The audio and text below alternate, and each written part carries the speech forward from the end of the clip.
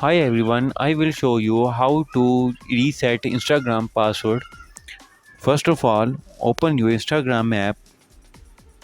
Now enter your password. The password is incorrect. Now tap the find your account and enter your email and tap the find account. You have two choice.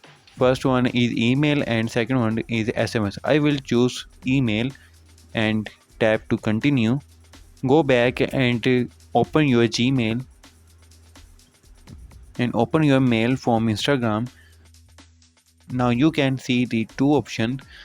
Tap to the second, the reset your password. Now enter your new password and tap to continue.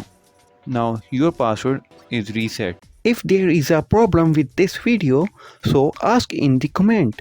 Any problem related to social media and internet, let us know in the comment bar so we can make a video on it.